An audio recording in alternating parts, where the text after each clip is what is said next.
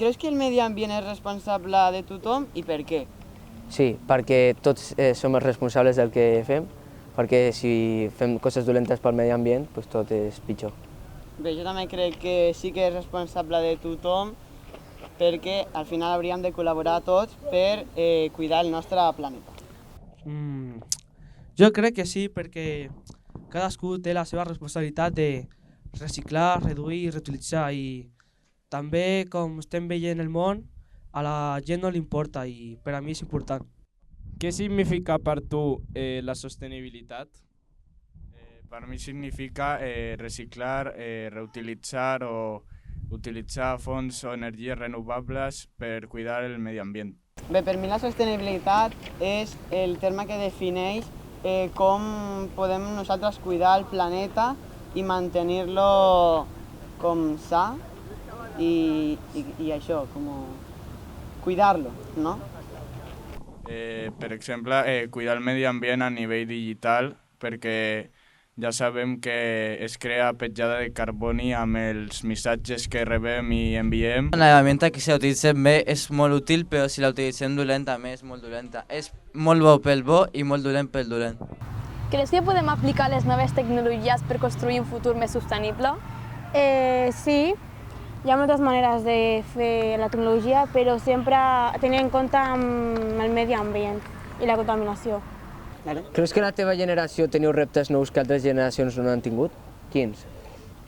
Jo crec que la nostra generació sí que té nous reptes, ja que som una generació que actualment estem vivint ja les conseqüències del canvi climàtic i ara més que mai hem de conscienciar-nos bé de l'estat del planeta i començar a reciclar. Llavors, aquesta generació, més que res, pues, hauria de conscienciar-se.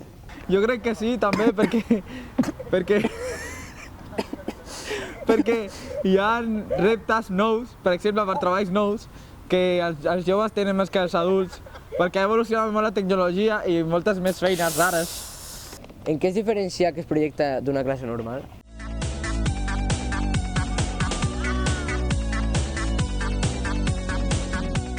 Per mi aquesta matèria està bé perquè és pràctica i l'estudi pràctic per mi és millor que el teòric. En aquesta assignatura aprenem coses diferents, sobretot relacionades amb el medi ambient i també com maniobrar, com manipular alguns objectes que s'utilitzen per com gravar, fer fotografies més professionals i així, en tot aquest àmbit. I fem activitats que no fem normalment a classe, com utilitzar càmeres, no les hem fet servir mai, i també aquest projecte et consciencia sobre el teu pensament, sobre el medi ambient. Pues que és molt diferent perquè en una classe normal estàs asseguda en una cadira i agafant apunts i en canvi aquí pues, fas activitats dinàmiques y treballant pues, el tema que fas. De que el proyecto hacemos muchas cosas divertidas, no estamos sentados todo el rato, es un poco más práctico y ya. Sempre que anem a una activitat fem un repte i després pues, una activitat que m'ha agradat és la de l'ASMR i la del conte, que bueno, va ser que fer un conte i el conte més divertit és el que guanyava. A una classe vam fer com que creàvem un videojoc, sense ordinadors, però era com la idea d'un videojoc sobre una història que té alguna cosa a veure amb la sostenibilitat i el medi ambient. Un dels 3 dies que hem vingut aquí a la bàscula vam utilitzar objectes reciclats com són, per exemple, una ampolla, un disc i més elements. Pues, va estar bé perquè vam aprendre com utilitzar elements que tothom té per fer fotografies més creatives i originals.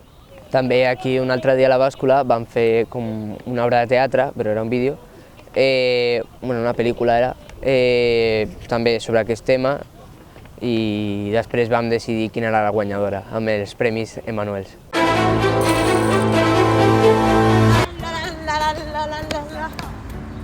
¿Y esto? ¿Qué hace aquí? Tiene pinta mala, ¿eh? Bueno, no, tome igual, no pasa nada. Bueno. Qué mal sabe. Bueno.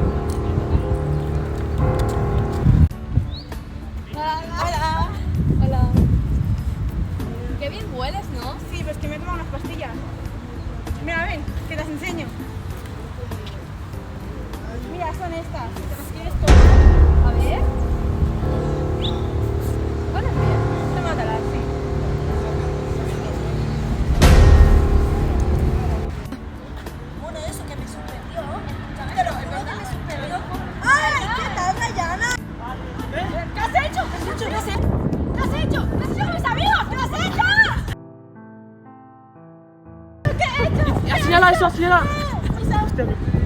Hola. Hola. Escúchame, que he hecho desaparecer a todo el mundo. ¿Qué dices? Sí, sí. Yo soy de la Mary y ha desaparecido. Por último, a el Ralph desapareció por la cara. Y ahora la Mariana también. O sea, no entiendo nada. Bueno, no te preocupes.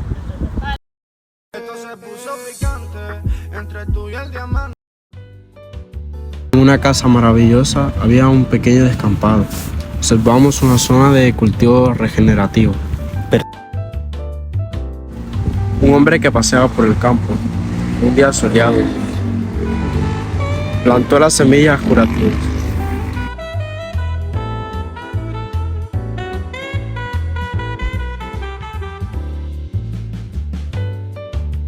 Un padre preocupado porque su hijo se encuentra mal, pide ayuda desoladamente. El hombre que plantó las semillas se percató que habían crecido.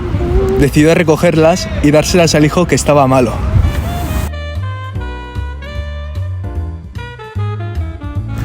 Después de que el padre le diese las plantas al hijo, el hijo poco a poco se iba recuperando.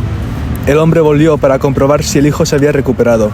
Afortunadamente, el hijo se recuperó y fueron felices.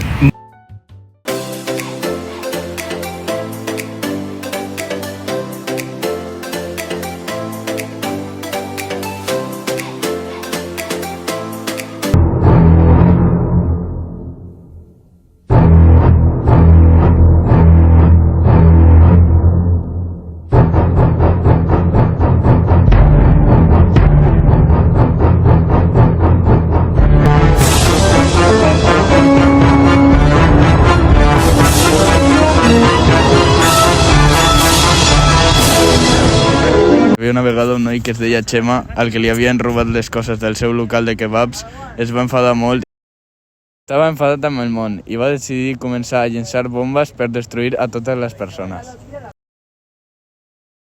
Després del tràgic succés, els únics supervivents van ser els Yellow Persons. Com que en Xema era tan fort, el grup de Yellow Persons no podien derrotar-li per salvar el planeta. El grup va plantar les semilles màgiques per poder ressuscitar a totes les persones i així derrotar al Xema. Tots junts! Després de plantar les semilles, va créixer nova gent i van anar tots junts a matar al Xema.